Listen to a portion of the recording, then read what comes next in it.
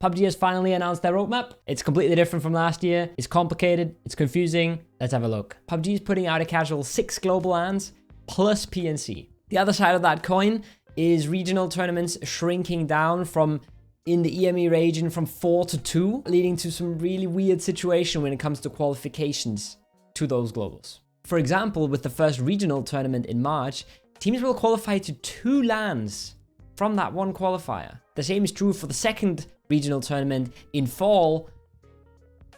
I was gonna say the month here, but I honestly have no idea where they want to fit that regional qualifier.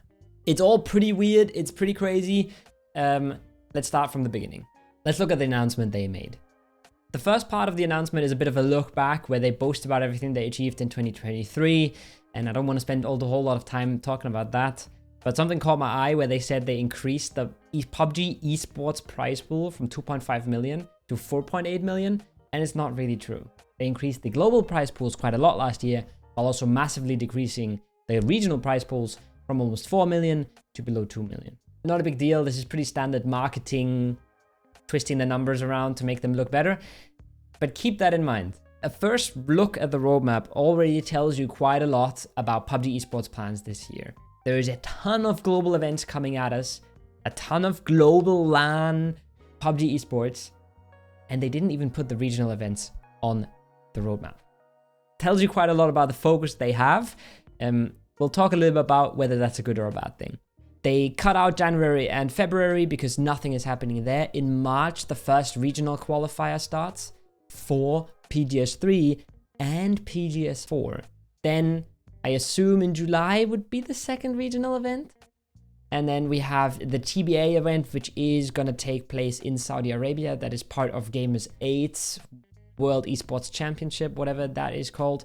Quickly followed by PNC, followed by PGS5 in October, PGS6 in November, and then PGC in December at the end of the year. So you can see it's really packed from May onwards if you're a global partner team, because all of these 4 PGS events, all global partners are invited, which means there isn't a whole lot of slots for these regional teams to qualify to those events.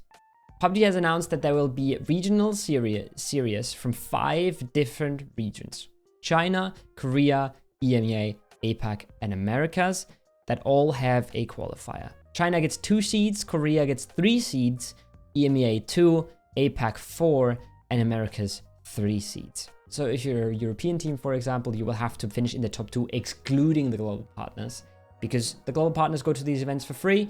So technically, in Europe, a top 5 could be enough. Now, PUBG also says the top teams from the regional series and the top teams from the global series will qualify to PGC at the end of the year. That is on the surface not different from what we had last year. However, we only have 2 regional events in Europe this year. We have 4 global events. So to me, it seems very likely that they will increase the amount of global spots and take away from the regional spots. And I'm assuming that because in the last years, they have first cut down on the amount of third-party tournaments, then they have cut down on the number of regional events, and they're not even bothering with putting these events on the roadmap anymore. Now, when we speak about global partners, there's one more thing that's changing. They're adding 2 global partners. Relatively speaking, we now have 25% more global partners. That means a bigger number of orgs represented at every PGS throughout the year, and that means less slots for regional teams. We get a 9th and a 10th team. It's very likely that we do get an APAC team, and the rumors also suggest a Korea team. For APAC, I'm thinking CES, and then there's maybe a D+ Kia who recently picked up Seoul that could have a chance in that mix, or maybe it's a different region overall. PUBG has stressed multiple times that they're re-evaluating all their global partners every year. Gen.G currently doesn't really have a roster, for example. There's a lot of controversy about Na'Vi. We'll see what happens. I wouldn't hold my breath. I think PUBG wants to promise these orgs more than just 1 year of stability. So we'll see if there is actually any changes being made this year. The good thing is we'll have a ton of global PUBG Esports this year with some of the best teams in the world competing at those events. The bad thing is it will be incredibly rough for any regional team to make it to these events because there is so many global partners now and there is so many slots taken up. 24 slots, 10 are already taken. You divide 14 slots across 5 regions. And then some regions end up with 2 slots, which is incredibly rough in a PUBG tournament. Quick reminder to PEC Spring, where Exalt missed out by 2 points, and that can cost you so much in the current system. We'll also see some teams not qualify from the second regional event, which then means you have nothing to play for regionally and internationally until March of next year. That could be an off-season from August to March. If you're an esports org and you know your team won't be playing any big regional or global tournament in the next 6 months, why would you keep paying them? I think this is the second step from PUBG Esports to move more to a franchise system. We've had a soft version of it last year with the PGS points, the invites to PGS. They've now doubled the amount of PGSs that partners get invited to. They have increased the amount of partners they have. So we're slowly moving to a franchise system that is very good for the teams that are in that franchise and very bad for the teams outside it. Do not get me wrong, however. This is not me whining about it. It's pretty much the reality. That does not mean that that system doesn't work. It works fantastically in League. It works fantastically in Valorant. It has a lot of upsides. Just the downside is the competitiveness sort of falls off a cliff, as you cannot play if you're not invited.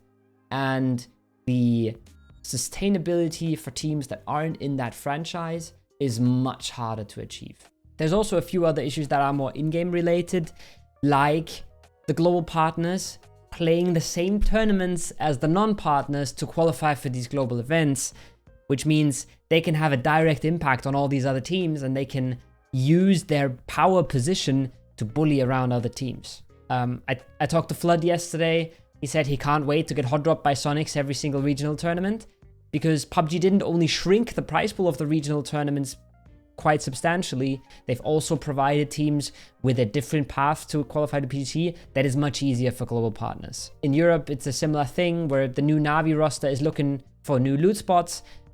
They can pretty much hot drop whoever they want, because if they do badly in the first regional events, they're still going to play 4 of these LANs no matter how they do, and they'll have plenty of chances to qualify to Worlds. All right, to sum it up, we get a lot of global PUBG this year. We'll get 4 PGSs, we'll get a PGC, a PNC of course, and we'll get the Saudi event in the middle of the year. In contrast, a lot less regional PUBG. You'll see your smaller teams play a whole lot less. You'll see your global partners a whole lot more. I am obviously biased in that. I'm not pretending like this video is from a completely free standpoint, but I'd love to hear your thoughts. Let me know what you think about the roadmap. Let me know what you think about this year compared to last year. And yeah, hope to see you watching the first regional tournament. See you soon.